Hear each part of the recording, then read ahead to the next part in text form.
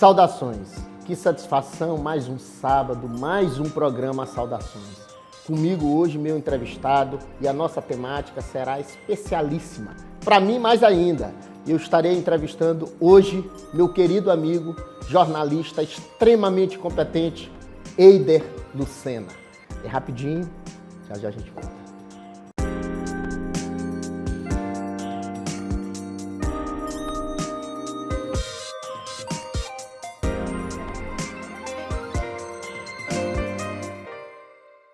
Saudações! Estamos de volta, agora em definitivo, para trabalhar a temática do jornalismo e do jornalista. Essa é a discussão, essa será a temática de hoje. Comigo, meu amigo jornalista, monstro vivo, Eider Lucena. Para mim é uma satisfação muito grande estar aqui participando do seu programa, né? Já tivemos a oportunidade de trabalhar juntos na campanha política, na época das eleições do ano passado.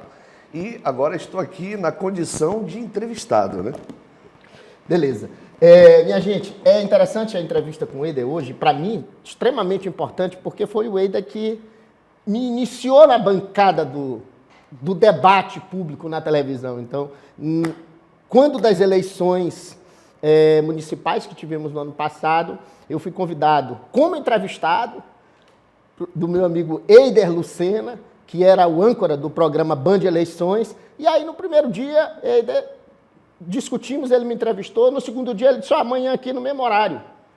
No outro dia, a mesma coisa. Acabou que eu passei as eleições inteiras com meu amigo Eider Lucena e deu o gostinho aí, a ideia, o prazer de estar aqui exatamente apresentando e discutindo essa temática a cada sábado com você. Então, por isso da importância dessa entrevista, mas a gente veio para cá para falar de uma temática interessante, a gente veio para cá, foi para falar de jornalismo mesmo, para a gente ter uma ideia do que seria isso, como cientista, como ciência, como sempre, sem fugir do nosso programa. Nossa ideia aqui é sempre trabalhar as temáticas de forma profunda, aprofundada, temática de uma forma imparcial e aprofundadamente. Querido Eider, meu amigo, meu irmão, eu gostaria que você me respondesse para começar uma pergunta que não é uma pergunta assim, aquela pergunta carinhosa, aquela assim, o que você faz, como é que foi sua vida? Não é bem isso, não. Eu queria que você falasse do início da sua carreira como jornalismo, mas para que a gente pudesse conceituar como se dava a carreira naquele momento. É mais um retrato histórico da época do que uma reflexão à sua vida íntima. Fica à vontade, meu irmão. Tá certo.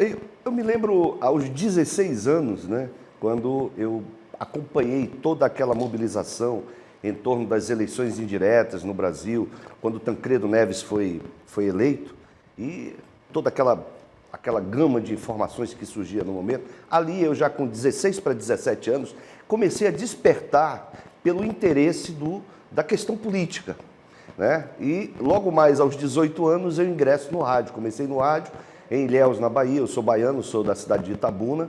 Comecei em Ilhéus e a partir daí do rádio eu fui galgando os degraus, né? De acordo com as oportunidades que vinham surgindo, como locutor, como repórter. No ano de 2000 eu entro na televisão já como apresentador e aí começa a minha vida no jornalismo de fato, né, quando eu já começo a atuar no jornalismo, com trabalhos feitos na área criminal. Apresentei programa chamado A Cidade contra o Crime, na Bandeirantes, lá de Belém do Pará. Apresentei o esporte, apresentei telejornais, jornais de bancada, apresentei jornais populares, esses chamados da linha de comunidade. E estou aqui no Maranhão já desde 2009, trabalhei na TV Difusora, trabalhei na TV Guará, trabalhei na TV Meio Norte, Rádio Difusora e também a Timbira, que é a rádio, né, do Executivo. Perfeito.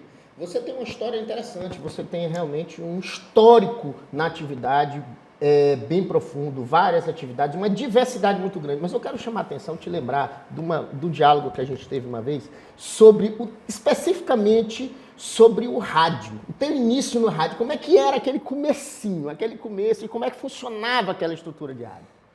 É um momento mágico da carreira da gente, porque você está se descobrindo, na verdade, e descobrindo também, né, novos horizontes, a importância, por exemplo, que você tem no papel da sociedade, né? Isso eu acho que foi o mais marcante. Por exemplo, eu vou contar uma história rapidinho. Na época que eu ingressei no rádio, em Ilhéus, na Bahia, eu trabalhei durante a noite, depois eu passei para horário nobre. E pessoas me ligavam para conversar comigo via telefone, porque nessa época a gente não tinha um aparelho chamado híbrido que colocava o ouvinte no ar e as pessoas pediam conselhos para a gente. Que legal. Então você virou uma Isso espécie... com quantos anos? Eu com 18 anos. 18 anos. Com 18 anos dando conselho para as De pessoas. diferentes espécies, né? Isso, conselhos amorosos, etc. De separação de tudo, imagina. E isso é interessante. A partir daí, você já começa a perceber o seu papel, a importância que você tem na vida das pessoas na sociedade, entendeu? E as tuas colocações, né? Qualquer coisa que você possa falar. As tuas colocações, as tuas falas são importantes, né? Porque refletem. Né? Ali é nos bastidores, você está falando no telefone, mas e quando você abre o microfone? E aí, eu queria chamar que a gente tem que para essa ter. história da opinião, dessa coisa da opinião, porque aí tu começa a ter, a tua mensagem passa a ter o tamanho e a importância que tu começa a rever as tuas próprias opiniões, Isso. na verdade, quando tu vai expô-las. A opinião, na verdade, eu considero que a opinião é um relógio de bolso. Sim. Você só tira do bolso quando as pessoas perguntam as horas. Então, opinião é uma coisa, é um risco muito grande. É uma linha tênue. Então vamos falar de opinião e o exercício da atividade jornalística. O jornalista, ele tem a função de informar, né? Ele conta os fatos, ele narra os fatos, né? Dentro do que ele apura. Então é importantíssimo você buscar a fonte da informação, que é o que não vem acontecendo hoje em dia, né? Muitas pessoas se precipitando, postando informações sem buscar fonte, sem buscar a veracidade dos fatos. Então, a corrida do jornalista, principalmente quem trabalha na produção, é buscar a veracidade dos fatos. Existe veracidade? Eu posso informar, eu posso divulgar. Esse é o principal fundamento do jornalista. A questão da opinião já é uma mudança comportamental que vem desde a década de 90. O jornalismo começa a se reinventar e alguns jornalistas começam a colocar opinião e aí a seguir linhas editoriais, que muitas vezes essas linhas editoriais são impostas pelo empresário, que é o dono da empresa de comunicação ou, entre aspas, classes políticas. Então vamos lá, eu quero já emendar essa discussão e eu quero trabalhar duas palavras importantes no meio para que a gente possa divagar sobre isso, sobre opinião, sobre informar. Duas palavras, isenção e imparcialidade. Isso não existe. Eu quero que tu trabalhe um pouco esses conceitos dentro da profissão do jornalista. Assim, você como técnico, como acadêmico, como um cara que estudou, como um cara altamente conceituado, me diga como é que transita esse conceito. Não existe, esse conceito é uma utopia, na verdade, né? Imparcialidade, isenção. Hoje a gente está vendo um grande fenômeno, que é o fenômeno da imprensa militante, né? Que está militando em prol de certas causas, de certas ideologias, e você percebe... Como é que tu encara isso? Eu acho perigoso, eu acho que o jornalista não tem essa função, ele não tem essa obrigação. Mas vou remeter a um fato histórico que eu separei aqui para a gente. No ano de 1995, o Jornal do Brasil publicou uma reportagem onde ele fala sobre uma questão que muita gente desconhece. Em 1985, ainda no governo José Sarney, foram liberadas diversas concessões de rádio e televisão, de comunicação. Nós estávamos no auge da preparação para a Constituição de 1988. Perfeito. E aí, essas concessões viram moeda de troca pela questão política. Sim. Então, muitas concessões, ou a maioria dessas concessões, foram parar na mão de políticos. E aí, eu considero que foi um grande mal feito para a imprensa brasileira, porque o jornalista passou a ser refém das ideologias políticas. Aí começou o problema em 1985. Hoje nós estamos colhendo os frutos desse problema. Até porque essas concessões elas não foram desfeitas, né? Pois é. Elas se mantiveram. Pela lei, nenhum político pode ter uma concessão, mas Sim. existem, né, parentes, pessoas agregadas, empresários que têm, e no final, quem sofre é o jornalista porque tem que seguir aquela linha editorial, né, e aí a isenção e a imparcialidade se perdem pelo tempo. Vamos lá. Do caminho. Então, já que a gente está nesse caminho, eu queria então abrir um parênteses para discutir uma outra questão que tem uma relação direta com isso. A gente veio pela imparcialidade, passou pela ideia de imparcialidade, trabalhou a perspectiva da concessão, e aí quando há uma certa influência de interesses ou de vontades políticas, determinando os fatos, que na ponta teria que ser dito. E aí tu começa a trabalhar essas questões de, vamos começar a opinar. Acabou acontecendo isso, de uma certa forma, meio que veladamente. Então, seria, uma opção do Estado, e é uma opção já vista e dita, a regulação da imprensa. E aí eu te pergunto, tu tá entendendo? Porque se criou esse problema, a ideia fática do jornalismo era, a gente tem que trabalhar com os fatos. De repente, historicamente, houve uma reviravolta, onde se influenciou politicamente a informação na mídia. E por conta disso, agora, pensando em frear esse problema, a gente trabalha a ideia de regulação. O que você acha disso? Porque existe, não sou eu que estou propondo, não, pelo contrário, sou absolutamente contra essa ideia, mas depois vou entrar na questão jurídica, mas eu queria que você falasse sobre o ponto de vista jornalístico. Essa questão de cercear a liberdade de expressão, ela vai de encontro, inclusive, à Constituição. Regular a imprensa para ti é cercear a imprensa. Se você pegar, por exemplo, o artigo 9 do Código de Ética do jornalista, eu vou só citar algumas questões aqui do artigo 9. Divulgar todos os fatos que sejam de interesse público. Lutar pela liberdade de pensamento e expressão. Defender o livre exercício da profissão. Opor-se ao arbítrio, ao autoritarismo e à opressão, bem como defender os princípios expressos na Declaração Universal dos Direitos do Homem.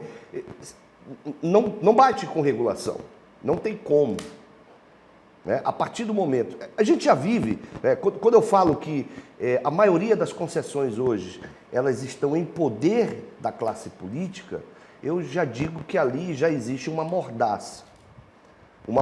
Você já é induzido conceitualmente a ter aquela ideia. A opinar ou seguir aquela linha editorial. Ou não opinar sobre outras coisas que de repente vão...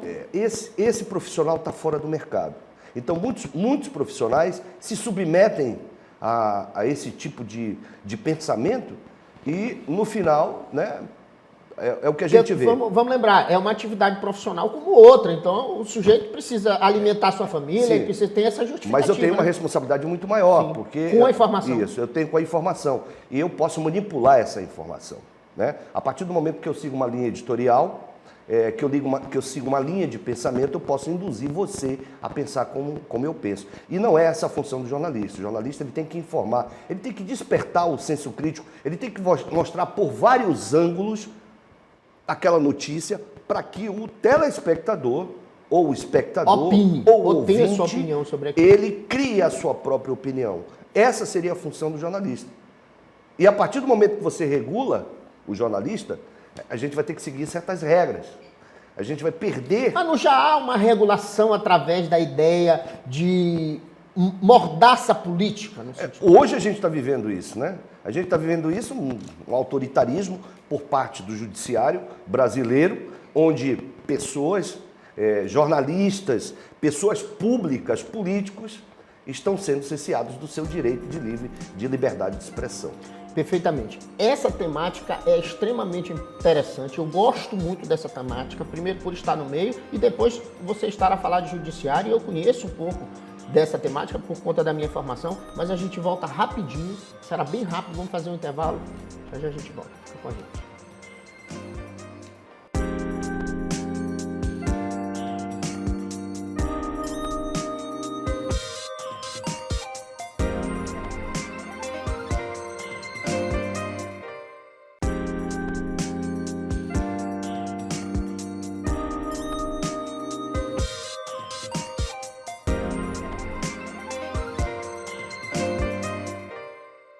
Saudações! Estamos de volta com esse papo interessantíssimo, profundo e esclarecedor. Essa temática aí eu reputo extremamente importante, porque eu te confesso que às vezes eu me sinto incomodado quando vou buscar informações. Eu fico nessa celeuma também. Eu gostaria de assistir um programa, ou assistir uma notícia, ou ler um jornal, porque eu gostaria da informação fática do momento. O que está acontecendo no Brasil? O que está acontecendo no Estado? O que está acontecendo no município? Aquela informação fática, mas assim, eu gostaria de fatos. Assim, que o cara, aconteceu isso. E aí, quando eu busco, a maior parte, claro que tu ainda consegue pincelar alguma coisa interessante para ver, mas a maior parte da informação são opiniões, cara. A maior parte são opiniões. Isso me incomoda ao extremo, né? Porque eu não consigo, por isso que eu tenho esse paradigma aqui dentro do programa Saudações, que a gente procura trabalhar todas as temáticas, independentemente de quem sejam os entrevistados, de uma forma, sabe, científica, imparcial. Claro que as opiniões, elas se dão na própria fala, mas eu sempre trabalho, eu disse, olha, a gente não nomeia pessoas, aqui a gente trabalha cientificamente, o nosso objetivo é apenas informar e aprofundar-se na temática, assim, cientificamente, o mais fático possível, sem essa coisa de ficar dando muita opinião ou tentar induzir as pessoas a qualquer ideia. Eu quero voltar na discussão sobre a regulamentação. O que eu percebi, tu me disseste, que o teu entendimento sobre regulação da imprensa, essa expressão usada, é muito mais uma mordaça do que a ideia de um conceito normativo que vai resolver o problema. Então, não resolve aquele problema histórico. Você entende? Não resolve. Não resolve. Então vamos lá. Baseado nisso, eu quero que você fale, eu acho que tem uma palavra que está diretamente ligada a essa ideia de regulação, e aí eu concordo contigo também, que é a ideia da liberdade de expressão. E eu queria que tu fizesse, então, um link do nosso diálogo com a liberdade de expressão e a regulação da imprensa. O que nós tivemos não foi só no Brasil, no mundo inteiro, com a explosão da internet, né, foram abertos vários canais de comunicação. E, a partir dali, surgiram novos interlocutores. Sim. Né? E cada um tem uma opinião sobre algum tipo de assunto. Essa explosão, juntamente com a explosão dos blogs e etc. e tal, causou uma revolução no jornalismo no mundo inteiro. Né? O jornalista realmente, aquele que estudou jornalismo, que conhece a ética, que conhece a história do jornalismo no Brasil. Faz a pesquisa fática, expõe os fatos. Ele começa a perder espaço, né, para essa nova gama de pseudo-jornalistas que aparecem, né, emitindo suas opiniões, influenciando, inclusive, a grande massa. A grande massa. Às vezes até mais do que um veículo direto de televisão. E aí começam a surgir as fake news. Mas fake news não apareceu agora, fake news já existe há muitos anos. Né? O problema é tu avaliar o que é fake news. O que é fake news? Né? As pessoas, elas confundem. A fake news é uma mentira, é uma inverdade, é uma notícia que não existe. Então, opinião isso é fake news. Não é fake news? Não, eu posso, por exemplo, pegar uma notícia e manipular essa notícia. Isso não quer dizer que seja Isso não é uma fake news. Não é uma fake news. Tu dá a tua opinião sobre aquele Uma fake news é uma informação opinião. que não existe. Entendi. É eu dizer, por exemplo, que acaba de falecer um artista famoso e, na verdade, ele não faleceu. Isso é uma claramente uma fake news. Né? Então, eu estou agindo com irresponsabilidade enquanto jornalista, divulgando uma notícia, sem antes checar a fonte e falando uma inverdade. Isso é uma fake news. E aí, isso se prolifera de uma forma tão rápida, porque a internet ela causa esse efeito. Então vamos emendar logo, nesse nosso diálogo, a velocidade da informação. Velocidade é pensei, falei, você já sabe. É exatamente isso aí, né? É o que a gente está fazendo aqui. Essa coisa da informação rápida. Isso, muito rápido, né? As redes sociais estão aí, os mecanismos, as ferramentas. YouTube, né? YouTube, WhatsApp, Telegram. Tá todo mundo preparado e engatilhado. As pessoas estão o tempo inteiro acessando a internet em qualquer lugar do mundo. Né? As pessoas não param. Quem acorda aqui de manhã, que não pega primeiramente o seu celular para olhar quais foram as mensagens que recebeu na noite passada, ou se já recebeu alguma mensagem agora. Nós, jornalistas, geralmente a gente direciona essas informações para sites de notícia, etc. e tal, para que você possa se atualizar. Né? Mas a maioria da população não. Ela pega aquela... Se você vê, por exemplo, essa questão dos links, quando você manda um link de uma notícia, isso é perigosíssimo, porque a maioria das pessoas não acessa o link. Ela pega só aquele cabeçalho. Só lê o cabeçalho. Só aquela informação e diz, eu já sei o que está acontecendo. É a manchete, né? A famosa manchete. E aí ela cria a sua opinião sobre aquilo e passa a divulgar, né? Olha, está acontecendo tal coisa. Aí vão surgindo as fake news no meio do caminho, mas na verdade a gente tem que separar o joio do trigo, o que é fake news realmente e o que não é fake news, né? A inverdade é uma fake news. Ainda tem a história da regulação da fake news, porque aí algumas agências possuem essa competência. A gente viu isso nas eleições passadas. Lembra que o TSE montou uma estrutura para regular e fiscalizar e multar e mandar excluir as fake news baseada em algumas agências de notícias. Agências de notícias. Você vê que surgem agências, supostas agências, né, que estão checando. Quem são essas agências? Quem são esses sites que estão Quem checando? checa os checadores? São os próprios produtores de fake news. Pois é. É o que a gente vê Isso hoje. é matemática. Então existe uma contradição muito grande, aí, uma hipocrisia muito grande hoje na internet. É difícil. Vamos lá. Então, com relação a tudo isso, tem mais uma temática que tem tudo a ver, na verdade, todos os assuntos que estamos a falar agora, eles se interligam e tem mais um para a gente colocar nesse bolo, que é a questão da não obrigatoriedade do exercício da formação profissional. Na verdade, do do diploma, né? Do diploma. Da formação acadêmica. Exato. Isso aí foi um fato que aconteceu no ano de 2009, quando o STF entendeu, né, que a liberdade de expressão ela se estende Se sobressai. a qualquer classe, a qualquer brasileiro, é constitucional, está na Constituição de 1988 e aí derruba a lei de imprensa, que foi uma lei criada na época do regime militar, justamente para regular, né, o trabalho do jornalista. Antes daquele fato histórico dito aí, da pouco. Isso, antes do fato histórico. Quer dizer, em 1985, Exato. a própria classe política, né, ela já lança, entre aspas, uma regulação quando essas concessões são concedidas para a classe política, concessões de rádio e televisão. Ali é o que eu falo, ali foi o ponto crucial, um fator histórico no jornalismo no nosso país, e hoje a gente está colhendo os frutos que são amargos. E eu quero falar sobre essa questão da audiência. Como é que tu percebe a audiência? Porque houve uma migração tamanha da audiência por conta das redes sociais. Já falamos sobre isso. Mas qual a importância da audiência? Eu quero que tu contextualize. Antes desse boom de rede social e agora? Como é que está a ideia da audiência? A audiência antes ela era medida, né, pelos órgãos, por essas empresas de pesquisas, como o Ibope, Datafolha e etc. e tal. E tinha uma importância tamanha, Isso, né? Mas veja bem, nem todo mundo tinha acesso, ou ninguém tinha acesso a essas pesquisas. Elas eram pesquisas encomendadas pelas empresas de comunicação, como um norte, para saber, né, como está a audiência do programa tal, do jornal tal, da novela tal. E isso era um norte, para que você tivesse um certo... Hoje em dia, a gente tem explícito na internet, a diferença é essa, através dos likes. Sim. Os likes. Ali você sabe como está a sua audiência. A quantidade de likes que você recebeu, né? A quantidade de cliques que você recebeu, você sabe a quantidade de pessoas que estão lhe assistindo. Então, ali os dislikes que também medem a audiência, né? Também faz parte do jogo, né? Nem todo mundo concorda com o que você noticiou, com a sua opinião.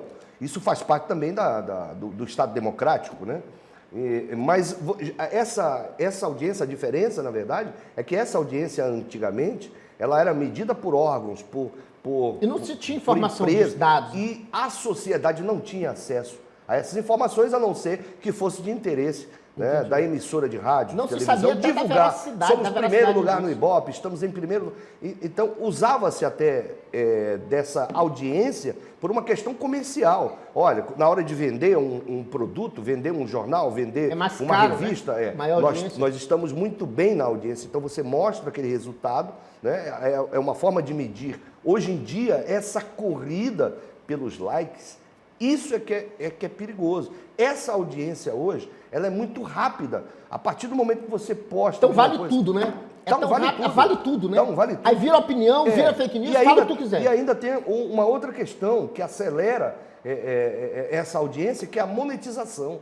Tem gente que está ganhando dinheiro com isso. Exato. Né? E então ele precisa desses likes. Não importa mais o conteúdo. Não importa. Então eu posso chamar a atenção. Veja bem, a gente tem a questão do sensacionalismo, né? Alguns jornais trabalham com sensacionalismo, né? Lembra quando tinha os jornais impressos? Sim. Tinha aquele jornaleco lá que a gente espremia. Eu cheguei a escrever pro jornal. A gente espreme esse jornal e sai sangue. Né? Quer dizer, eu escrevi num jornal dessa linha. Você também foi atrás do sangue, né? Não, mas eu tinha uma coluna jurídica. Então, esses jornais que trabalham com o sensacionalismo, é praticamente isso que está acontecendo. Esse conceito foi transferido para a internet. Existe um certo sensacionalismo hoje na internet, uma falsa expectativa, às vezes, que é criada, porque esses jornais, eles mostravam realmente a situação. Sim. Mas hoje existe uma falsa sensação. Quando você tem acesso à notícia, você vai ver que não é nada daquilo.